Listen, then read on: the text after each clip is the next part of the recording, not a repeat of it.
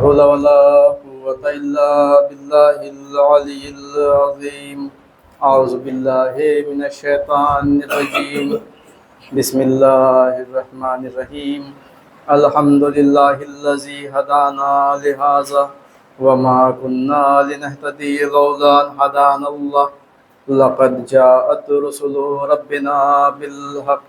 الصلاة والسلام على أشرف الأنبياء والمرسلين خاتم النبيين بالقاسم محمد.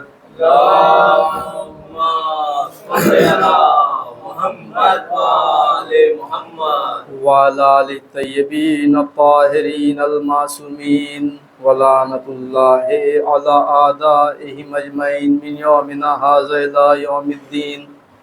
أما بعد فقد قال رسول الله صلى الله عليه وآله وسلم قولوا لا إله إلا الله تفلحوا. صلوات پڑھیں محمد وعلى اللهم صل على محمد وآل محمد.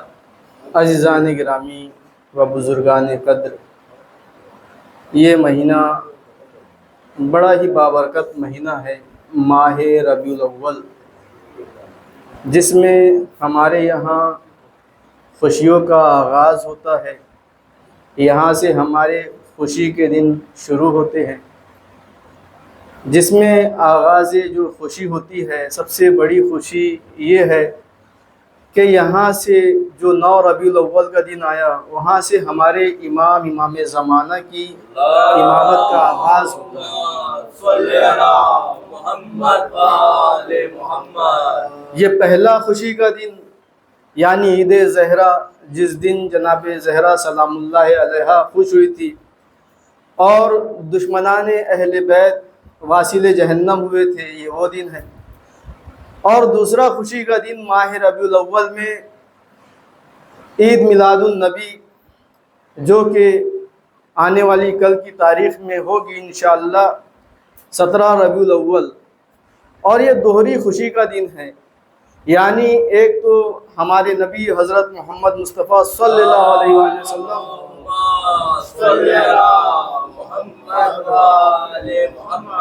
آپ کی ولادت کا دن ہے، اور فقہ جعفریہ کے بانی حضرت امام جعفر صادق علیہ السلام کی بھی ولادت کا دن ہے.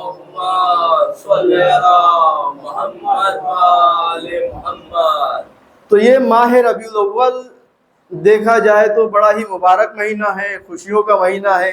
یہاں سے ہماری خوشیاں شروع ہو جاتی ہے اور ایام عزا ختم ہو جاتے ہیں.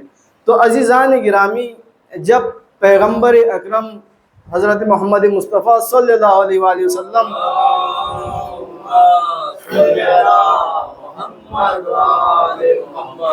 آپ کی ولادت ہوئی ہے تو اس دنیا میں کچھ حیرت انگیز واقعات رونما ہوئے. جب پیغمبر اکرم اس دنیا میں آئے تو ایسے واقعات تاریخ بتاتی ہے واقع ہوئے جیسے کبھی نہیں ہوئے ہیں. خود ایک دریا جو سوکھا پڑا ہوا تھا، اس میں پانی آنا شروع ہو گیا. ایسے ستارے نظر آنے لگے جو کبھی ستارے نظر نہیں آئے تھے. ایوان کسرا کے 14 کنگورے وہ ٹوٹ گئے. آتش کدہ فارس کا جو 1000 سال سے روشن تھا، جس کی عبادت ہوتی رہتی تھی، وہ بجھ گیا.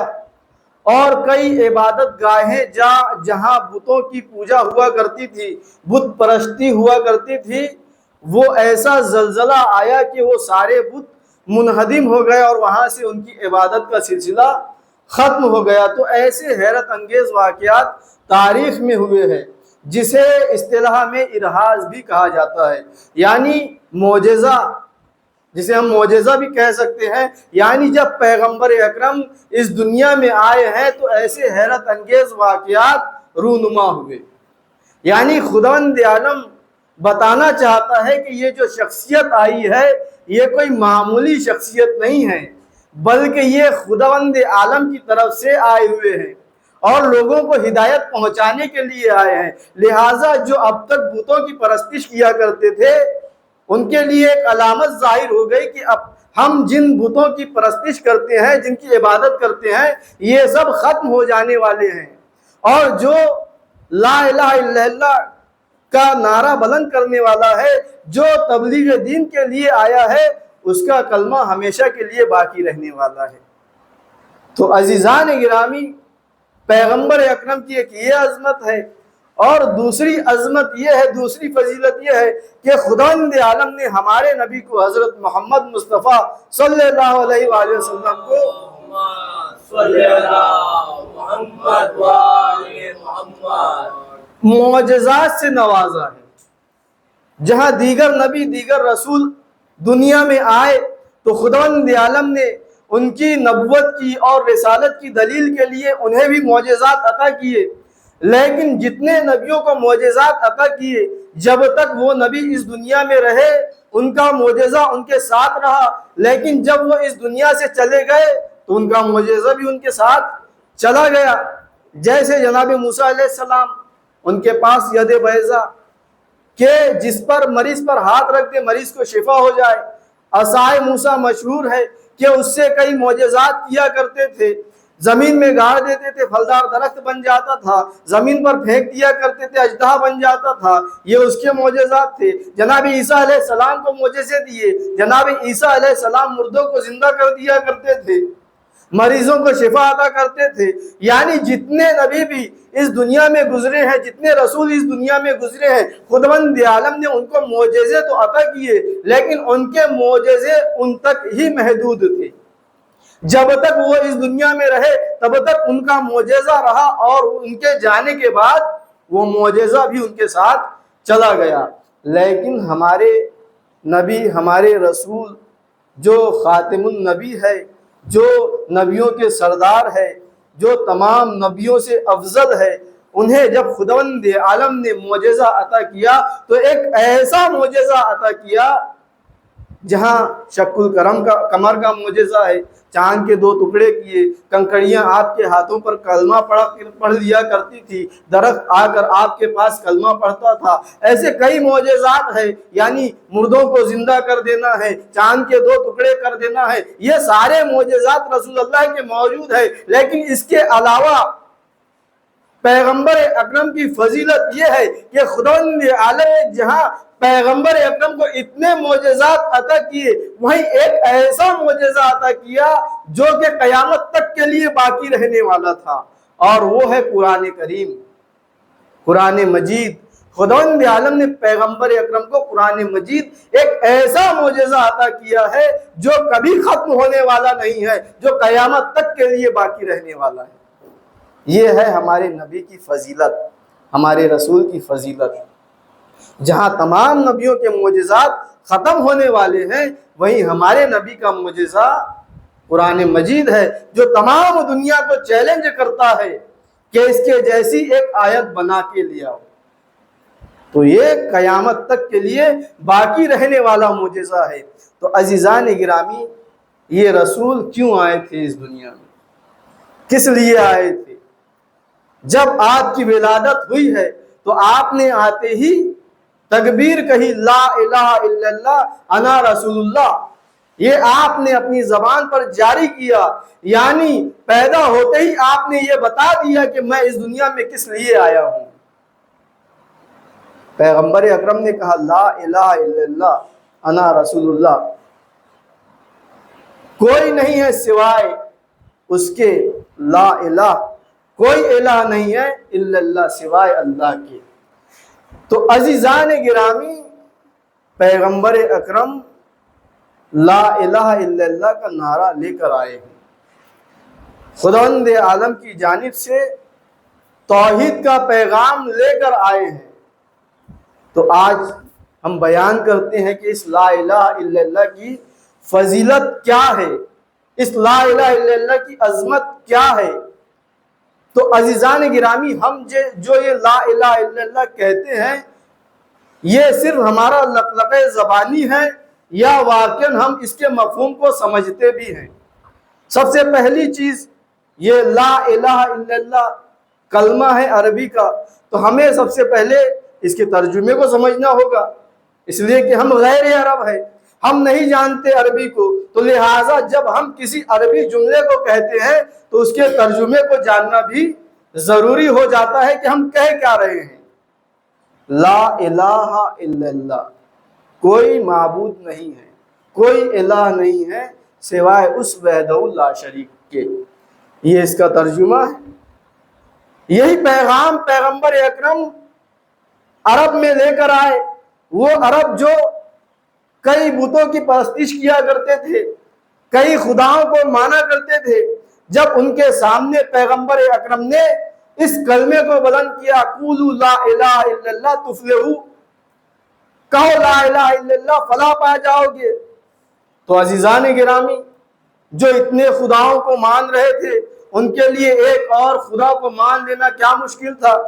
جیسے ہمارے ہندوستان میں بھی دیکھیے کئی مذہب ہیں، ایک مذہب والا دوسرے مذہب کے خداؤں کو پوجتا ہے، پرستش کرتا ہے، دوسرا مذہب والا دوسرے مذہب والے کے خداؤں کو پوجتا ہے، پرستش کرتا ہے، تو اس میں آپسی بھائی چارہ ان کا بڑھ جاتا ہے کہ وہ میرے خدا کو پوج رہا ہے، میں اس کے خدا کو پوج رہا ہوں۔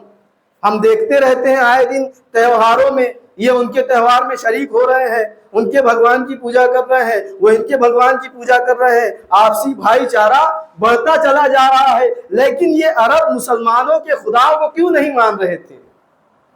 ایک خدا کو مان لینا کیا ان کے لیے مشکل تھا؟ جہاں سینکڑوں خداؤں کو مان رہے تھے وہیں ایک اور خدا کو مان لیتے تو ان کا کیا بگڑ جاتا؟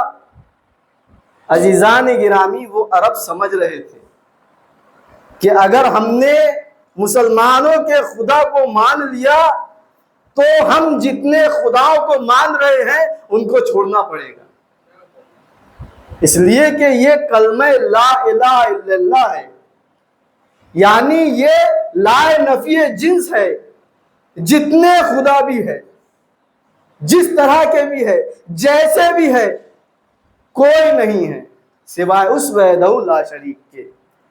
تو اب وہ سمجھ رہے تھے کہ اگر ہم نے مسلمانوں کے خدا کو مان لیا تو ہمیں تمام خداؤں کو چھوڑنا ہوگا۔ تو یہ صرف ایک خدا کو ماننا نہیں تھا بلکہ صرف اور صرف ایک ہی کو ماننا تھا۔ صلوات پڑھیں محمد و آل محمد۔ اللہم صلی علی محمد و آل محمد۔ تو عزیزان گرامی پیغمبر اکرم توحید کا نعرہ لے کر آئے تھے۔ یہ توحید کا نعرہ جناب آدم علیہ السلام سے شروع ہے، دین اسلام کی تبلیغ جناب آدم علیہ السلام سے شروع ہوئی، جو جا کر مکمل ہوئی ہے ہمارے رسول پر۔ یعنی جب پیغمبر اکرم نے ولایت مولائے کائنات کا اعلان کیا ہے تو اس ولایت کے ساتھ لا الہ الا اللہ کی تکمیل ہوئی ہے، لا الہ الا اللہ مکمل ہوا ہے۔ آج دیکھتے ہیں ہم اس لا الہ الا اللہ کی فضیلت کیا ہے، جیسا کہ آج مناسبت بھی ہے، خود امام جعفر صادق علیہ السلام کی ولادت بھی ہے۔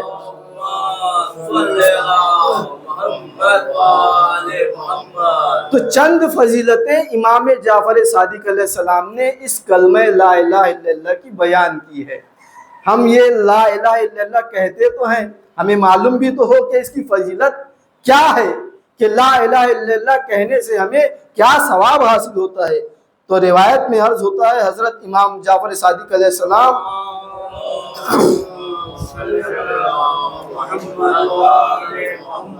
رسول اللہ سے نقل کرتے ہیں کہ لا الہ الا اللہ کہنا سب سے بہترین عبادت ہے۔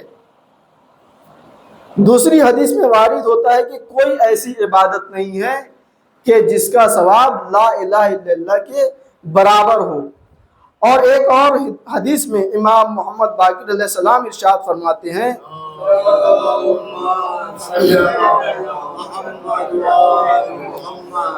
جبرائیل امین صفا اور مروہ پر پیغمبر اکرم کے پاس نازل ہوئے اور ان سے کہا کہ وہ انسان بڑا ہی خوشحال ہے جو اخلاص کے ساتھ کہے لا الہ الا اللہ۔ جناب جبرائیل اس لا الہ الا اللہ میں ایک شرط بیان کر رہے ہیں کہ لا الہ الا اللہ کہنا تو ہے لیکن اخلاص کے ساتھ کہنا ہے۔ اور اخلاص کیا ہے؟ در روایت آمده است که اخلاص کے بارے میں آیا ہے به این است که او را از انجام محرمات الہی باز دارد. یعنی اخلاص کیا ہے؟ اخلاص یہ ہے کہ جو انسان کو محرمات الہی سے یعنی تمام حرام کاموں سے روکے رکھے، یعنی تمام محرمات سے پرہیز کرنے کے بعد، تمام واجبات کو انجام دینے کے بعد جب انسان کہتا ہے لا الہ الا اللہ، تو اس کا یہ لا الہ الا اللہ کہنا اخلاص کے ساتھ ہوتا ہے. اگر وہ محرمات کو بھی انجام دیتا ہے اور لا الہ الا اللہ کہتا ہے تو اس کا یہ لا الہ الا اللہ کہنا درست نہیں ہے، اس لیے کہ وہ خدا کا کلمہ پڑھتا ہے لیکن خدا کی باتوں کو نہیں مانتا ہے، تو گویا اس نے خدا کا انکار کر دیا، اس نے خدا کی باتوں کو ہی نہیں مانا. صلوات پڑھیں محمد والے. اللهم صل على محمد وآل محمد. حضرت امام رضا علیہ السلام رسول اللہ سے نقل کرتے ہیں صل على محمد وآل محمد. کوئی بھی کلمہ لا الہ الا اللہ سے محترم خداوند عالم کے نزدیک ہے ہی نہیں. جو لا الہ الا اللہ کہتا ہے وہ بہشت کا مستحق قرار پاتا ہے، یعنی جو لا الہ الا اللہ کہہ دے اس کے لیے بہشت واجب ہو جاتی ہے. اور ایک اور حدیث میں آیا ہے کہ حضرت رسول اللہ نے فرمایا کہ جو شخص دن اور رات لا الہ الا اللہ کہے اس کے سارے گناہ بخش دیے جاتے ہیں. یہ ہے لا الہ الا اللہ کہنے کی فضیلت، لیکن اخلاص کے ساتھ. اب اسی حدیث کو اس طریقے سے بھی بیان کیا گیا ہے کہ خداوند عالم ارشاد فرماتا ہے لا الہ الا اللہ، لا الہ الا اللہ حسنی من دخل حسنی آمین من عذابی. جو کہے لا الہ الا اللہ وہ میرے قلعے میں داخل ہو گیا، اور جو میرے قلعے میں داخل ہو جائے وہ عذاب سے امن میں آ جاتا ہے. اب اسی حدیث کو سلسلۃ الذہب بھی کہا جاتا ہے، یعنی سونے کی کڑیوں والی حدیث. اور یہ حدیث کب بیان ہوئی ہے؟ جب امام رضا علیہ السلام نیشا پور پہنچے ہیں، اور وہاں پہنچے ہیں تو محدثین کا وہاں مجمع تھا. ان لوگوں نے جب آپ کی سواری وہاں سے گزر رہی تھی اور محمل میں آپ موجود تھے تو محدثین نے آواز لگائی یابن رسول اللہ، آپ ان محدثین کے مجمع سے گزر رہے ہیں، کیا آپ کوئی حدیث بیان نہیں فرمائیں گے؟ تو امام نے محمل سے سر نکالا اور اس حدیث کو بیان کیا کہ میرے جد بزرگوار نے اپنے جد سے، انہوں نے اپنے جد سے، انہوں نے اپنے جد سے، یہاں تک کہ سلسلہ ملتا ہے خداوند عالم سے.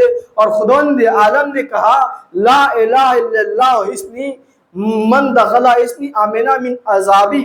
یہ حدیث کو بیان کیا کہ جو بھی کہے لا الہ الا اللہ وہ میرے قلعے میں داخل ہو جاتا ہے، اور جو میرے قلعے میں داخل ہو جائے وہ عذاب سے محفوظ ہو جاتا ہے.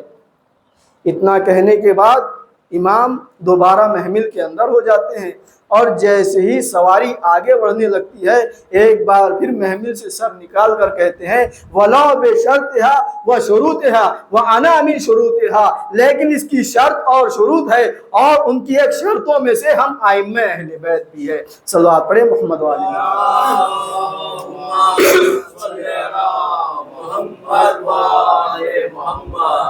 یعنی عزیزان گرامی، کلمہ لا الہ الا اللہ ہم کہتے ہیں تو ہمیں اس کے متعلق کو بھی سمجھنا ہے کہ ہم کہہ کیا رہے ہیں.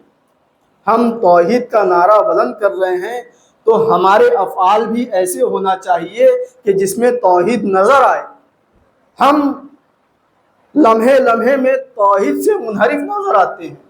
کوئی مشکل پیش آئی فوراً ہم کسی اور کی طرف جھک جاتے ہیں. عزیزان گرامی، جب کوئی مصیبت آئے، جب کوئی مشکل آئے تو ہمیں سب سے پہلے اللہ پر بھروسہ کرنا ہے، اور اس کے بعد اسباب و ذرائع کی طرف متوجہ ہونا ہے. عزیزان گرامی، جہاں خداوند عالم نے نماز اور روزہ واجب قرار دیا ہے، وہیں لا الہ الا اللہ کی جو ایک شرط ہے ائمہ اہل بیت سے محبت بھی ہے. جب انسان واجبات کو انجام دیتا ہے، محرمات سے پرہیز کرتا ہے، یہ واجبات اور یہ محرمات اس وقت تک فائدہ نہیں دینے والے ہیں جب تک انسان ائمہ اہل بیت سے محبت نہ کر لے۔ کیوں؟ اس لیے کہ خداوند عالم کا حکم ہے، قُلْ لَا أَسْأَلُكُمْ عَلَيْهِ أَجْرًا إِلَّا الْمَوَدَّةَ فِي الْقُرْبَىٰ کہ اے رسول یہ جو اجر رسالت دینا چاہتے ہیں ان سے کہہ دیجئے میرے قرابت داروں سے مودت کرے۔ جب تک یہ مودت نہیں کریں گے ان کا کوئی بھی عمل قابل قبول نہیں ہے۔ جیسا کہ میں نے ایک اور روایت کو نقل کیا تھا کہ ائمہ معصومین ارشاد فرماتے ہیں ہم سے محبت کرو اور اس کے بعد جو جی چاہے عمل کو انجام دو، جو جی چاہے عمل کو انجام دو۔ تو بعض لوگوں نے یہ سمجھ لیا کہ ہم گناہوں کو انجام دیں، برائیوں کو انجام دیں، لیکن امام نے لعنت کی ہے ان لوگوں پر جو یہ سمجھتے ہیں کہ برائیوں کو انجام دے۔ امام یہ فرما رہے ہیں، امام نے وضاحت کی کہ اس سے مراد یہ ہے کہ ہم سے محبت کرو اور اس کے بعد چاہے تو نماز پڑھو، چاہے روزے رکھو، چاہے حج کرو، چاہے زکوٰۃ دو، چاہے نیک عمل کرو، یعنی جتنی نیکیاں تم کر رہے ہو اگر چاہتے ہو کہ وہ نیکیاں قبول ہو جائے تو ائمہ اہل بیت سے محبت کرو، تب جا کر وہ نیکیاں تمہاری بارگاہ خداوندی میں قبول ہوگی، وَإِلَّا قبول ہونے والی نہیں ہے۔ عزیزان گرامی، جو خود برائیوں سے دور ہو، رجس سے پاک ہو، وہ کیسے برائیوں کا حکم دے سکتے ہیں؟ تو اگر ہم لا الہ الا اللہ کہتے ہیں تو ہمیں اخلاص کے ساتھ کہنا ہے، اور لا الہ الا اللہ کہنے کا سب سے بڑا فائدہ کیا ہے؟